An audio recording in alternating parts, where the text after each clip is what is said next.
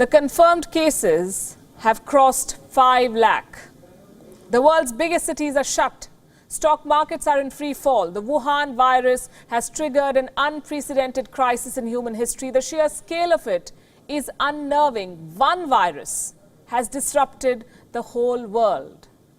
And this leads us to a question. Is the Wuhan virus the world's biggest intelligence failure? Did no one see it coming? Were these countries too complacent? By the time the world swung into action, the virus had already crossed most borders. And now everyone is playing catch-up. Well, almost everyone.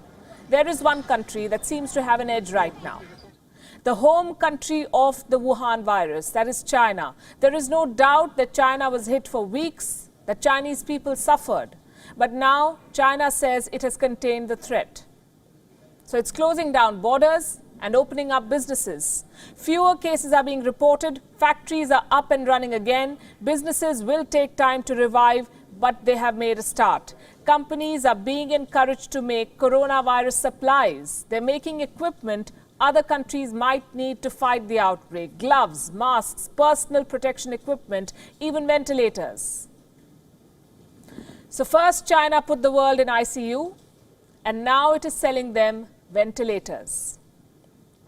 Is China profiting from this outbreak? As I said, the people of China have gone through unspeakable misery. Thousands have died, they've suffered. But big business and the government now stands to gain in China. And if this sounds too sinister a plot, look at this. This is a book written in 1999, and this could offer clues into the Chinese mindset. It's called Unrestricted Warfare, China's Master Plan to Destroy America. It's a book on military strategy. It was written by two Chinese generals, Qiao Liang and Wang Xiangzu. The book makes an argument. It says that China cannot defeat America in a direct military confrontation, but it can leverage its economic prowess to leave the Americans behind. Now, the book's assessment has some eerie similarities with the present situation. It is being quoted by conspiracy theorists. They claim that amid this coronavirus crisis, Beijing is executing its world domination. We do not go by conspiracy theories to make our assessments, so we set out to look for the facts. What we found was most interesting, and we have that for you tonight. Let's first talk about the situation in China. What is happening in China right now? Restaurants, zoos, even the Great Wall is open to tourists. Not foreign tourists, because they may bring back the virus, but the Chinese are out and about. As we say in television, they're moving towards normalcy. Restrictions are being lifted, factories are coming back online, businesses have resumed in many parts of China. At this rate, China's businesses will be up and running in a few weeks, not without government help. Like most countries, China too has announced a relief package to revive the economy.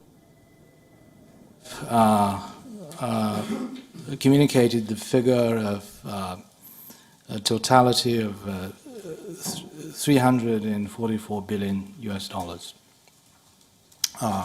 in terms of mainly fiscal measures. First and foremost, we try to stabilize the Chinese economy, and with the measures we have started to take, with the return of the work of the workers and the resumption of productive activities by the factories across the country, I think the Chinese economy is coming back to life. Coming back to life. They have a plan to revive the economy. What does this tell you? While major countries are struggling, China is already making a head start. China also has an interesting pattern. Look at this map. This is Wuhan and the rest of China. The coronavirus outbreak in China is what this map details. Now, some of the biggest cities in China were largely insulated from the outbreak. I say this is interesting because while the virus spread and unleashed chaos in the remotest corners of the world, it couldn't do much damage in China's top cities. I'll give you examples with numbers. Let's start with Beijing. Beijing has recorded more than 500 cases. 8 people died in the city. Do you know what's the population of Beijing? 2.15 crores. Shanghai reported 468 cases with 5 deaths. Shanghai has a population of 2.4 crores. Among the 10 most densely populated cities in the world, only 5 deaths, less than 500 cases. The point I'm making is that China's financial hubs have largely emerged unscathed from this crisis. They can bounce back quickly. They're boosting business by creating opportunities. What does the world need right now? Personal protection equipment, masks, they're in short supply. Guess who's filling the gap? Chinese companies already at work to supply to the world. According to a report, almost 9,000 new manufacturers started producing masks in China this year. They began business in the first 2 months of 2020. China's daily mask production has crossed 116 million now. Many companies have overseas orders. They're selling outside China. One of the biggest companies is Dawn Polymer. This is a Chinese company. It supplies the fabrics used to make masks. Dawn Polymer has a 40% market share in China. And the value of its shares, the company's shares, has shot up by, listen to this, 417% since January. 417% in 3 months. The holdings of the company's founders now stand at a whopping $1.9 billion. The coronavirus crisis has only meant good news for their business. Here's another example of China creating opportunities from the crisis. Buying out distressed assets. Case in point, Australia. The Scott Morrison government is worried about Chinese companies taking over Australian businesses.